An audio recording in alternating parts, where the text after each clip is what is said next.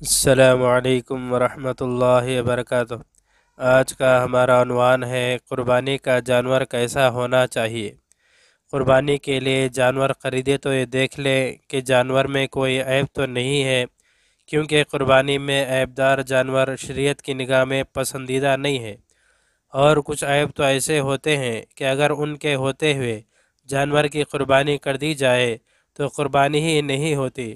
چنانچہ ابو داؤد کی حدیث سے حضرت علی رضی اللہ تعالی عنہ سے روایت ہے کہ ہمیں رسول اللہ صلی اللہ علیہ وسلم نے حکم فرمایا کہ ہم قربانی کے لیے جانور خریدتے وقت اس کی آنکھوں کو اور کانوں کو اچھی طرح دیکھ لیا کرے، اور آگے سے کٹے ہوئے کان والے، پیچھے سے کٹے ہوئے کان والے، لمبائی میں چیرے ہوئے کان والے اور سراغدار کان والے کی قربانی نہ کرے۔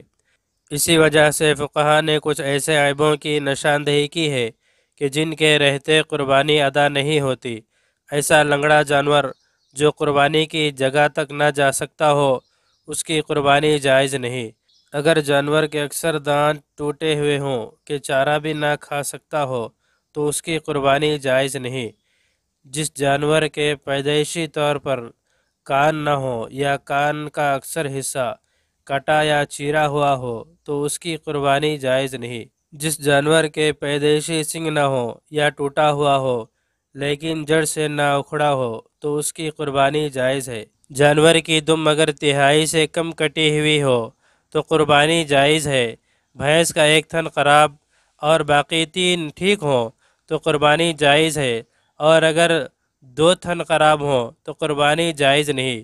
اسی طرح بکری وغیرہ کا ایک تھن خراب ہو تو قربانی جائز نہیں۔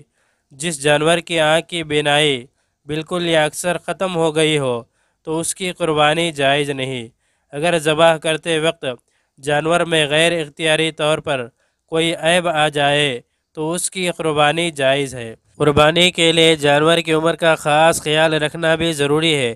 چنانچہ صحیح مسلم میں حضرت جابر بن عبداللہ رضی اللہ تعالی عنہ سے روایت ہے کہ رسول اللہ صلی اللہ علیہ وسلم نے فرمایا کہ قربانی کے لیے عمر والا جانور ذبح کرو۔